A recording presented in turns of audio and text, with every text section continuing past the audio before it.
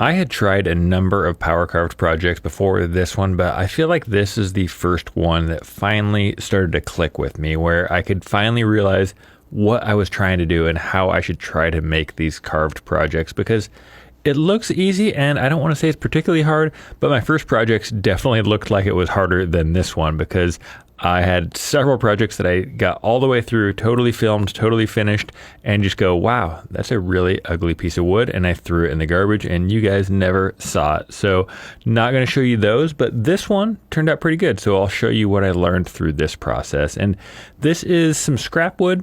It's kind of cool scrap wood. It's not something that everybody has laying around, but this is a slab of silver maple that I bought for $20 in Pilot Rock, Oregon, tiny little town. And I've had it for quite a while. And this was actually the same slab of wood that I did a burnt kind of fire plus epoxy table a couple of years ago. And it's okay. It's got a little bit of figure. It's not the nicest maple you'll find. It's a little bit yellower. It's a little bit softer. But for this one, I figured it was worth a shot. I like this bandsaw circle jig, but it doesn't cut an absolutely perfect circle, meaning it is perfectly round, but there's just kind of some skip marks, and the bandsaw isn't the most precision tool, but it'll be perfect for what we're doing here because I'll end up rounding all those off with this power carving disc. And you can see there the rough shape that I got. And I'm calling this the snake table, which isn't the most original name for this, but I was just working at it slow using this carving burr and the angle grinder with the carving disc on it. And finally, I realized what this piece needed. It needed those pieces flattened out a little bit. You could see they started off rounded and it kind of looked like a flamingo's kneecap. And here, adding those flat sections really mimicked kind of the flat, cool, I don't know, more interesting sections of an actual snake, which I wasn't trying to make this look exactly like a snake, just kind of inspired by nature. And I do think that made a big difference when it comes to just the overall appeal of this. And that's my vacuum clamp. If you're wondering how I'm able to work on it horizontally, it's a really cool suction powered vacuum clamp that just holds your pieces in place. And just recessing the back there so the underside or the bottom sits a little bit easier on a flat surface. If you leave it just without that recess, it's much harder to sit flat on, a marble or even tile surface. From there, adding some finish. This was, I believe, Sealacell, and I was finally ready to start working on the top.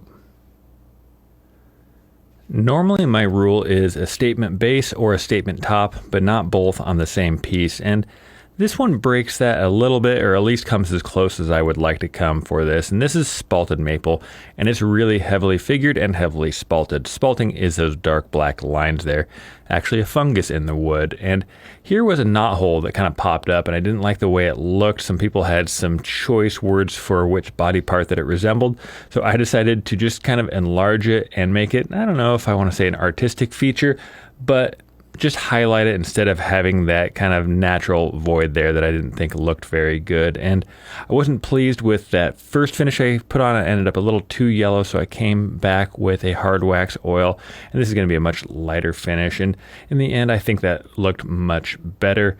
Back to the circle jig, which I would probably use a router jig if I was going to cut this again, because a router jig will cut a much better circle. But from there, moved on to my drum sander, made a few passes, have a 60-degree bit here. I wanted a pretty aggressive bevel on it, but I had to take some pretty shallow passes. So went over to the router table and just began taking some shallow passes with that 60-degree bit. After I got the top sanded and ready for finish, I started applying the water-based poly. And the water-based poly is going to be much better than an oil-based or something like an epoxy that will really darken that spalted maple. A water-based poly is going to give you the most natural possible looking finish, at least in my opinion. And here are the results. This was some kind of fancy slow-mo that I did during my photo shoot. And there's my fancy pictures I got. Just put it on a dark background, got some cool lights going. And all in all, I was really, really thrilled with this. It ended up selling for $4,000, which I think is a pretty decent profit for some scrap wood.